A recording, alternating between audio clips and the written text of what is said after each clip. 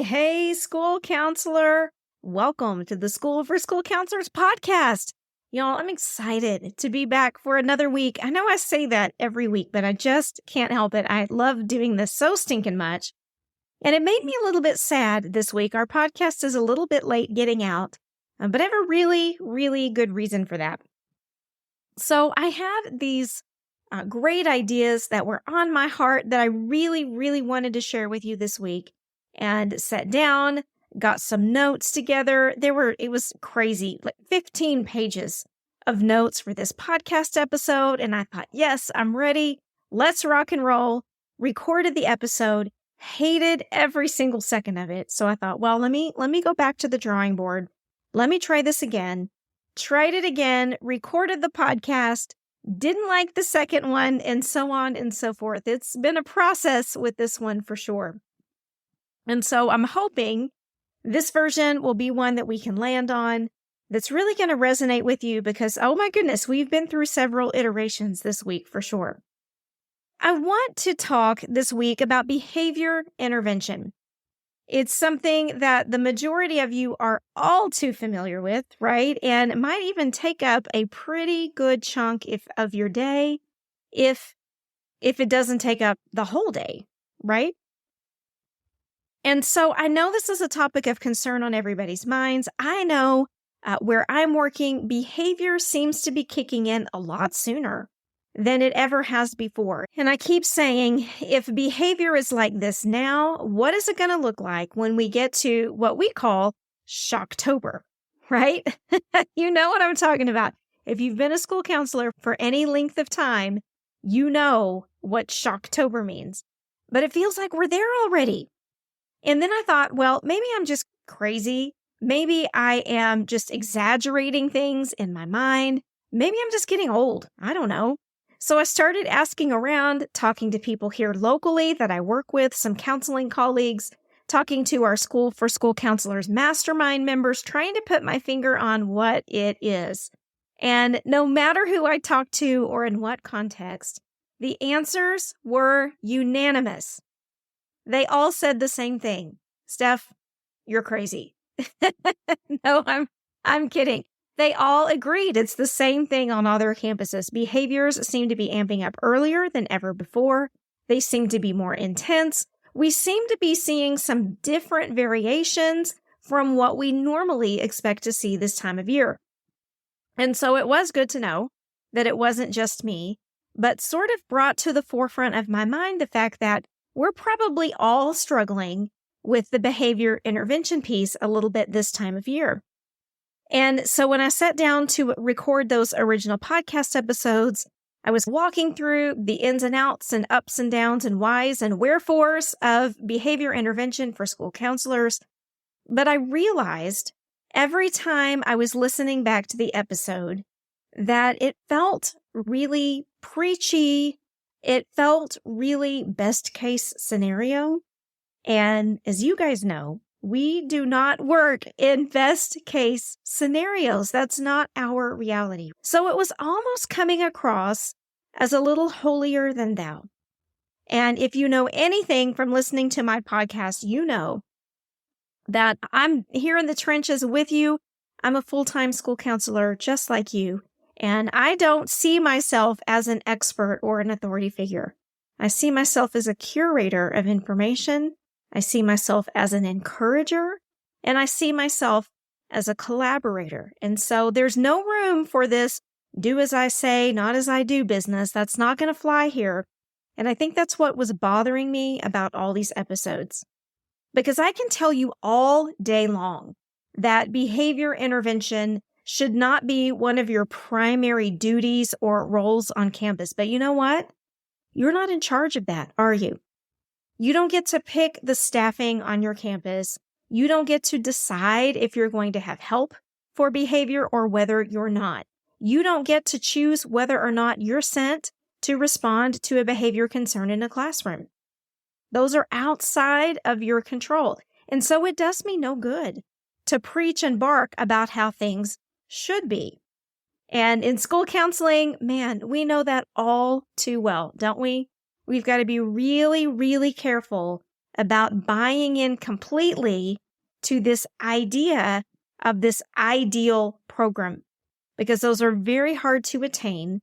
And as long as we're in a position where we don't get to choose staffing, we don't get to choose budgets, we don't get to really have a lot of say over our scheduling, you can, as my mom used to say, wish in one hand and spit in the other, right? Both are going to get you about as far as the other. So let me just speak from the heart in this podcast episode. Let me just give you my impressions, my thoughts, and some encouragement if you're one of those school counselors that does a lot of behavior intervention on your campus.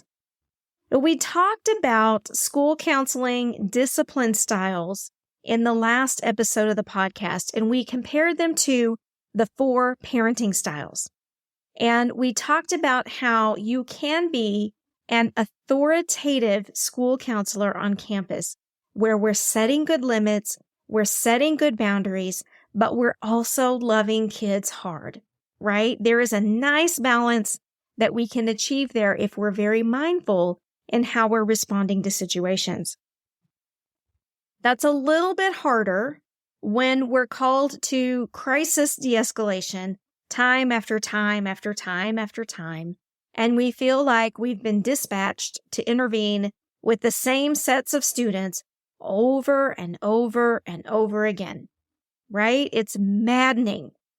And even if you have a great multi-tiered system on your campus, even if you've got some great behavior RTI frameworks in place, it's inevitable you're going to get called for some of this stuff.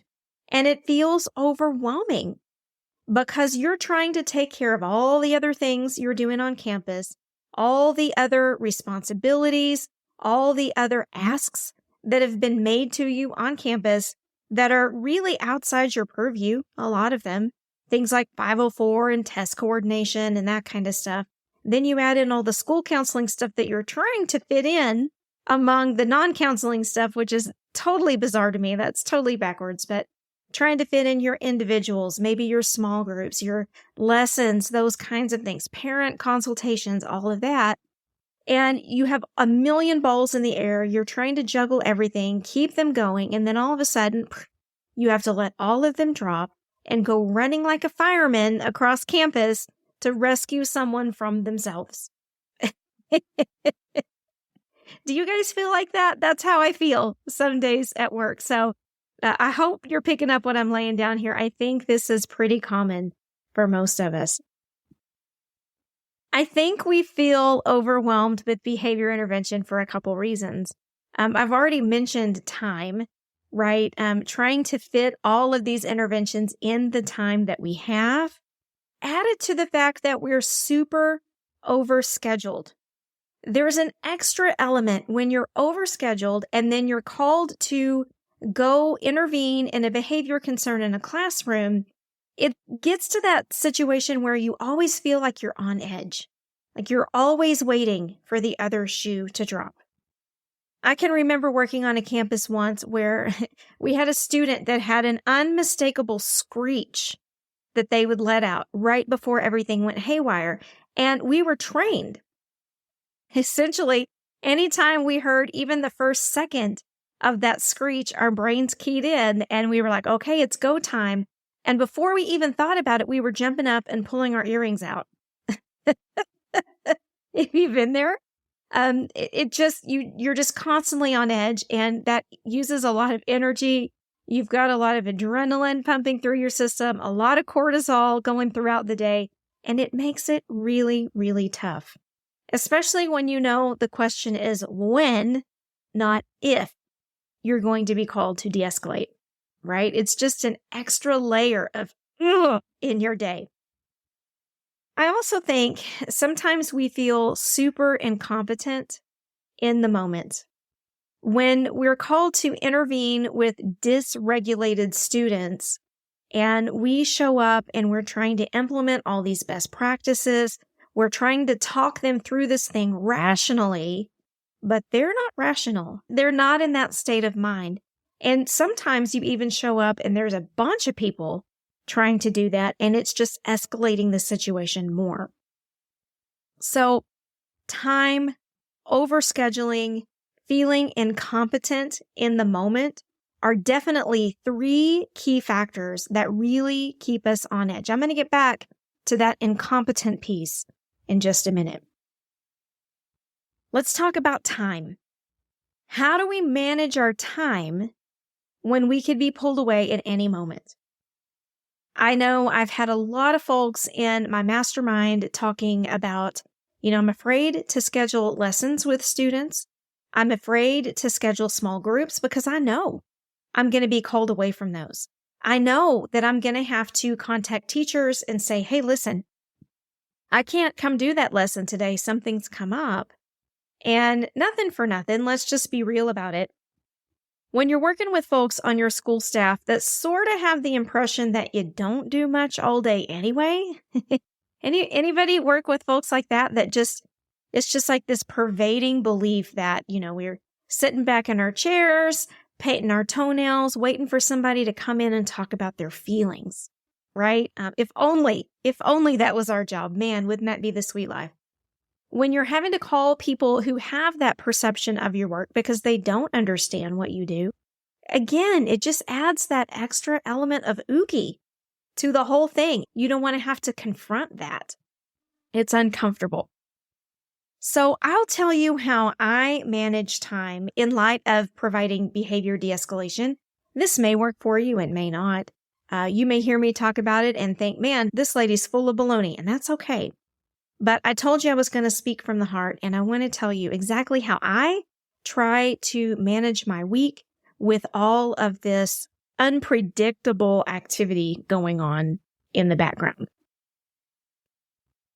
So I always try to have a plan for my week. I always try to schedule the things that need to happen, kids that I need to go see, lessons that I need to provide, those kinds of things. I try not to overschedule. If it doesn't have to go on the calendar, it's probably not. It's probably going to be on my ancillary list, which is on a sticky note next to my monitor.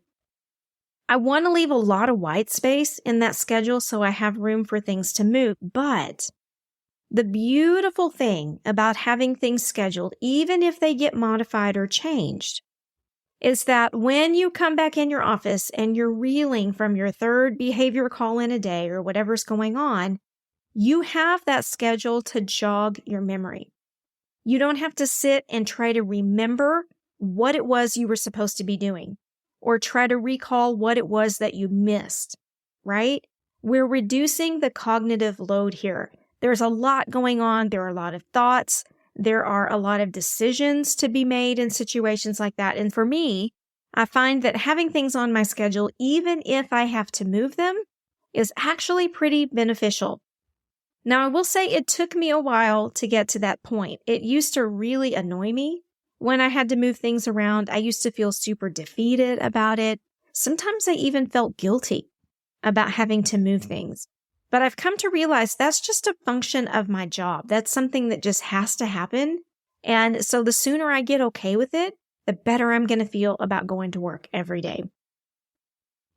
I will also say I do things like really trying to fill in a lot of my Mondays.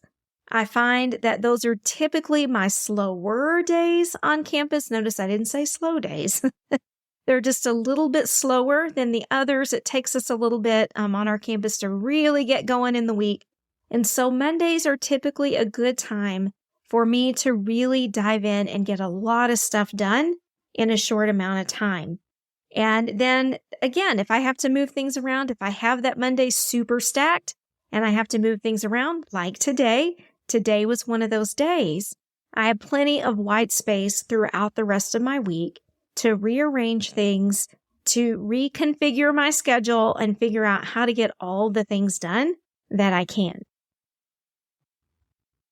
I will tell you too that my use of time data, which I am huge on, really helps in these situations because it helps demonstrate why I can't get other stuff done. Goes without saying, right? I'm able to pull up a time log and say, well, I could do X, Y, and Z, but last week, I spent an average of 3 hours of the day in behavior de-escalation. And so, if I'm going to pick something else up, I'm happy to do it, but I'm going to need some other folks backing me up with the behavior calls or whatever it is. That the inability to get everything done isn't my own personal failure. It's not my personal shortcoming. I can look at my use of time log and see, man, every single block of that day is filled with something substantial. It's not that I've been sitting around twiddling my thumbs. I've been working my tail off, and I can see that visually. And so it's just a nice confirmation for me to be like, yes, I'm getting where I need to go. I'm doing all that I can possibly do, and I'm going to be okay with that. It's almost like working a toll booth, right? You have tons of cars going through this toll booth. You have one operator taking these tolls from all these cars. Just bear with me. I know we have all the electronic stuff now, but just go with me for analogy's sake. You have all of these cars stacked up, but we have to take the toll from each car. We can't just start waving all the cars through. There's a line, there's a process. Everybody has to wait their turn. And so that's the way I often think about my work day to day on campus, is that if I have a long line of cars, that's not my fault. I didn't send all the cars to my booth. I didn't say, hey, everybody come drive on this highway at 9:00 today because I'll be waiting for you. That's not how that works. And so it just helps me with the visualization. You can tell I'm giggling a little bit as I talk about it because it's just such a great reminder for me during the day. I can't control how many cars show up at my toll booth. All I can control is how I manage my business when they get there. When we talk about being on edge, I alluded to that at the beginning of the episode where we talked about being overscheduled, always on edge, when the question isn't if behavior intervention is going to be necessary, but when. We have to really regulate ourselves. We really have to reframe our situation so we don't fall victim to perpetual overwhelm, right? And I've seen way too many fantastic school counselors get stuck in this mindset of, I can't do it all. Everything's on edge. Everything's exploding. I'm on fire. I don't know what to do. I'm just going to quit. Peace out. I'm done. I can't handle this anymore. And that breaks my heart because we need people like you on our campuses. We need folks who have a true love and desire for helping students on campus. I don't think I've ever met a school counselor that doesn't have a personal story about how they ended up doing this job. And I've worked with a lot of hundreds and hundreds of school counselors. I've dug into their backstories as part of our Get the Job program. I know. And I don't think I have ever met anyone that doesn't have some sort of personal story about why they pursue this work. Because it's a work of heart. Every single day that you show up, you're showing up because you truly want to make a difference. You truly want to move the needle for students. And I think that is absolutely amazing. So I don't want you getting frustrated and giving up. I think one of the things that can help you avoid that is letting go of the idea of this ideal school counseling program. This ASCA national model stuff gets crammed down our throats almost every day that we see or hear or talk about something school counseling related. It's pervasive. But the thing that we forget to remember is this model is based on manageable student to school counselor ratios. It's based on 250 to 1. It's based on a situation where you're only called to perform appropriate school counselor duties on campus. That is a huge distinction. It's like the elephant in the room that we all overlook when our noses are to the grindstone, when we're trying to crank it out every day. We tend to forget about that big elephant standing there staring us in the face. Let go of the ideal. That brings me back to use of time and to the toll booth idea.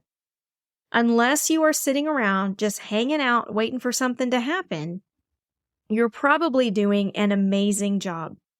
You have tons of things going on. You're going here, you're going there. You've got lots of interventions happening, lots of consultation, all the things happening, right? Let go of the ideal. If you're giving it everything you have, if you're giving it 100% every day, don't worry if you don't meet that ideal.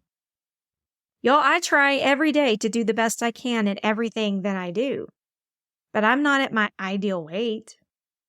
As a matter of fact, I never reached my ideal height in my life.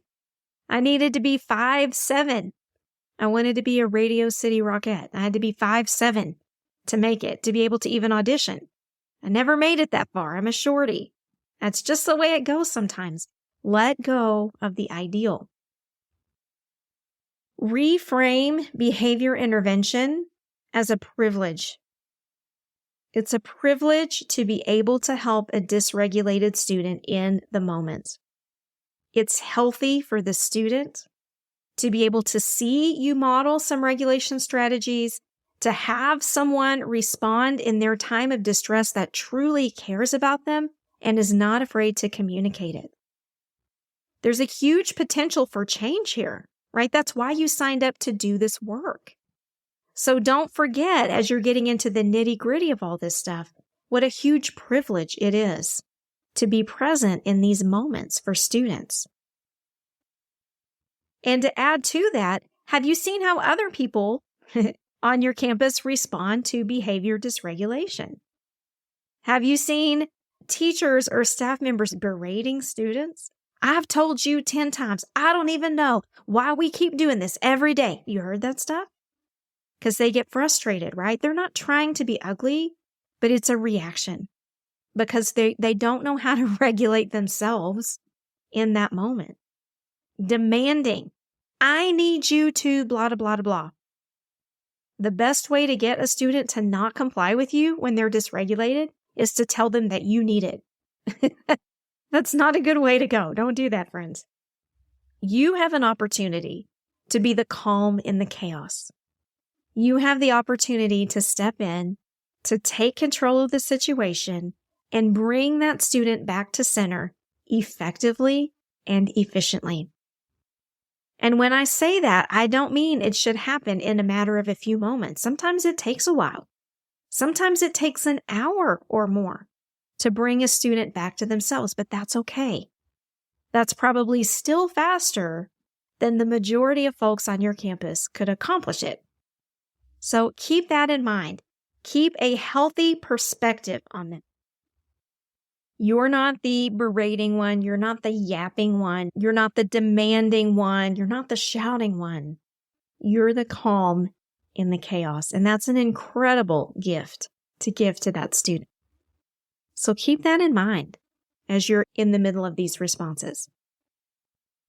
The last thing I want to talk about, and I think this is so common for all of us and something that we don't hear a lot about. We hear people asking for strategies and what do I do and what kind of lessons can I do with students and what kind of social skills can I teach? But we never really talk about the feeling itself of feeling incompetent or ineffective in the moment.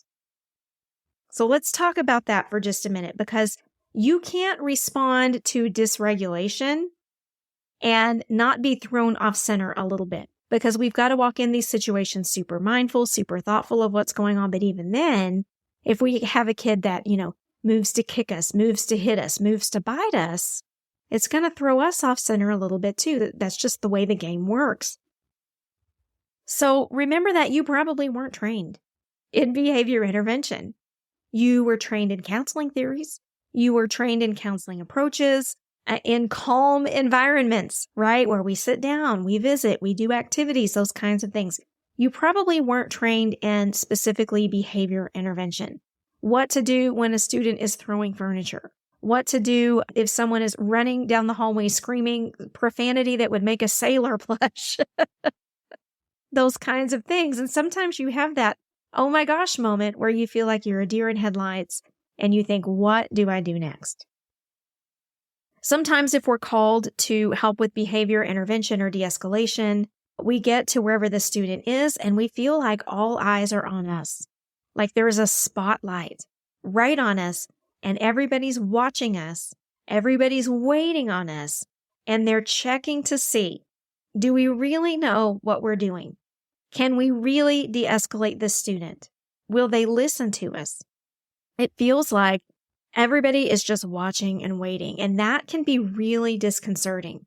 That's when imposter syndrome comes in full force because you do feel like you're performing on a stage almost. We've got to remember that their behavior is not a reflection of our skill and that it's not up to us to anticipate or think about what other people in this situation are thinking. Because if they had a handle on it, if they truly understood what was going on, they wouldn't be calling you in the first place, right? So we really have to maintain kind of a healthy distance from our thoughts. We need to keep a good perspective on this as we walk into the lion's den. I think quit taking it all personally. I used to work with a wonderful woman and she would say that all the time. Q-tip, quit taking it personally. And I'm speaking to the students' behavior as well as the bystanders. Don't take it personally. It's not going to get you anywhere healthy. It's not going to get you anywhere good. Just let it go. Sometimes you have to do your own work about what it means to be a competent school counselor. You really have to jump into and dissect what you believe in your soul about your own abilities. Do you believe that you have what it takes to do this work? If you don't, find what you need to be able to get there. Do you have a need for validation on your campus? I think at a core level, all of us do, right? Because we feel like we have to prove ourselves to everybody. There are so many misconceptions about our work. There are so many conclusions people draw about what they think we do all day that we do kind of feel like we need to prove ourselves. That's a dangerous place to be in our heads. And sometimes we feel like we need validation because it's an attempt to justify our job. School counseling is under attack in a lot of places. Sometimes it's overt, like in my home state of Texas here, where we have legislated that chaplains can come onto campuses and provide counseling with no counseling background.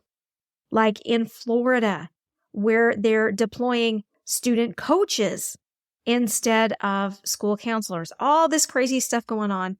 But sometimes the need to justify our jobs is a little more under the surface. It comes through as staffing numbers, budget numbers, the ability to have some autonomy in our schedules, not be micromanaged throughout our work, all those other little things. Nevertheless, regardless of the situation, sometimes we do feel like we have to justify our jobs, and then that leads to a need for validation on campus. So you've really got to get in touch with that. You've really got to build your confidence and your competence in your work so that you don't have to be a victim to this need for validation. So that if you walk into a behavior situation, you don't have to fear that spotlight. You can walk in, you can take control, and you know you have what it takes. Super empowering once you can get to that point. And I'll be honest, like it's not easy. It doesn't stay all the time. It ebbs and flows depending on the situation, but it's a good goal to have. And two, I want to reiterate this, that a student's behavior is not a reflection of your skill. I can't say that enough. A student's behavior is not a reflection of your skill in de-escalating or guiding them toward regulation. There are so many other things that are going on that created this moment. I ran across a paper here recently. I'll link to it in the show notes. It was talking about the advantages of having family counseling in conjunction with school counseling on campuses. And I've been talking about this idea for a while in my mastermind. I'm glad to see somebody start backing this stuff up where a lot of behavior is learned. We're trying to overcome mindsets, beliefs, and responses that have often been years in the making. And sometimes what progress we do make at school gets undone as soon as the student walks out the door, right? And that's frustrating. We have a lot of big hurdles up against us when we're trying to make these changes, but there are lots of circumstances, there are lots of experiences, there's probably some trauma in that history that are leading this student to the situation. It's not about you and your worth as a school counselor. You've got to make sure that you're self-regulating yourself. You've got to modulate your responses. That can be breathing, even if, the student doesn't want to breathe with you, they don't want to calm down. You can do it. You can activate some of those mirror neurons to really get the student to start to come down with you. And it's going to help you think clearly too. Or, and this is the one that I think drives my principal nuts, but I've been doing it for years and I find it really helps me. My masterminders laugh at me when I tell them this, but walking to a behavior intervention call slowly, really measuring my steps, making sure I'm not in a hurry, because I don't want to activate any more adrenaline than is already running in my system. I need to arrive calm. I need to arrive composed. I need to arrive with a clear mind so that I can discern what the next best steps are going to be. A lot of people look at me and they're like, why aren't you in a hurry? Well, there's a method to the madness, my friends. There's a method to that. And then do you have a bank of classroom de-escalation strategies? Do you have your go-tos? Giving a student choices. First and then. First we do this, then we get to do that. Giving them an experience of empathy, not barking at them. Sometimes the best empathy you can give is silence. Just sitting with them. And sometimes it feels like it lasts for freaking ever. You look at your watch, you've only been sitting there 5 minutes. And then on minute 6, they look at you and you can tell they're coming around. Offering a break. A lot of students have behavior plans, either formal or informal, that we've implemented where we talk about cool down spots, cooling off spots, taking a break, asking for a break, all that kind of stuff. And I don't know about you, but when I get amped up, especially at home, if I get really agitated or annoyed by something, the last thing that I want to do is take a break. And so why are we expecting kids to be able to do that? Sometimes they can't do that right away. So we can show up, we can offer these choices, or perhaps sit with them in silence until they're ready to make a decision. And then we can say, do you need a little break? And then we can offer that. And that's going to open a whole door of conversation, of intervention, of introducing coping strategies, talking about what works and what doesn't, whatever is needed in that situation, by just giving them a little bit of time, a little bit of space, and a little bit of dignity in the situation. Speaking of dignity, I also think, and this is just personal opinion, but I think it's important, that if you're called to intervene in a behavior situation, you need to assert control in that situation. And I'm not saying showing up and barking and yelling and demanding and threatening like everybody else is doing. But you need the confidence. This is how I phrase it in my mind. You'll get what I'm saying when I say it. You have to have the confidence to deny the chihuahua. Because a lot of times you'll show up to situations or issues and you're greeted by this chihuahua staff member. And all they want to do is say, well, let me tell you what happened. First, I did this and then they did that. And I said, oh no. And then that. And just look at and they just go off and they want to give you all the details. The only thing, in my opinion, that serves to do is escalate the situation further. I don't need all the details to be able to bring a kid back down to center and then remove them from the situation to try to figure out what went wrong. I don't need the play-by-play.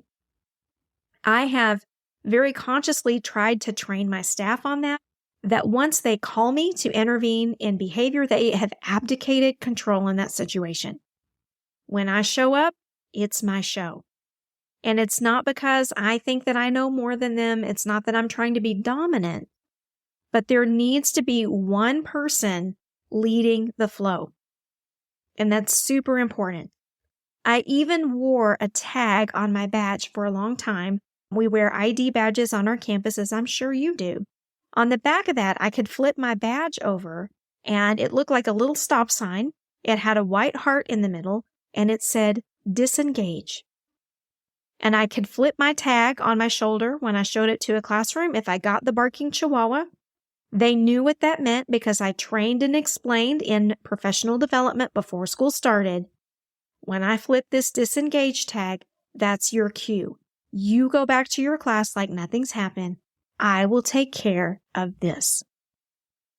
And that really prevents a whole lot of this drama, just egging the situation on, sometimes escalating the situation.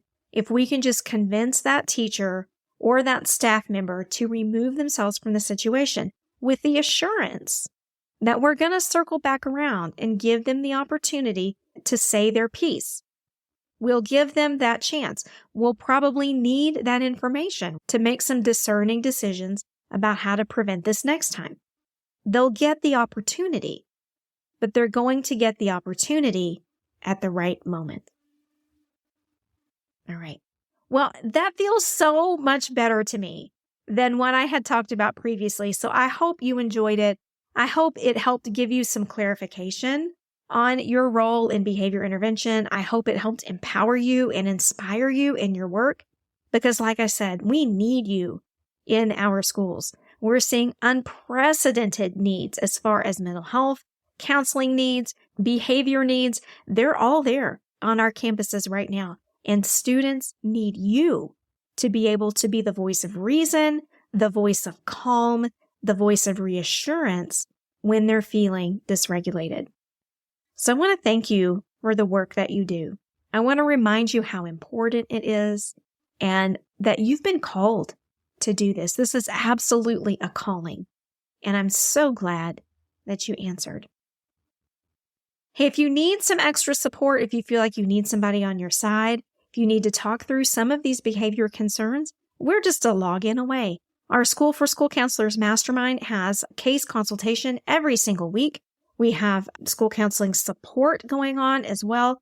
All you have to do is join our mastermind and hop into our Zoom call, and we would be happy to be a source of strength for you as you walk through this crazy land of behavior de-escalation and school counseling in general. You can find out all about it at schoolforschoolcounselors.com/mastermind. All right, I'll be back soon with another episode. We're going to be talking about behavior for a little bit longer because I know you guys have a lot going on. So keep listening for that. But in the meantime, I hope you have the best week. Take care.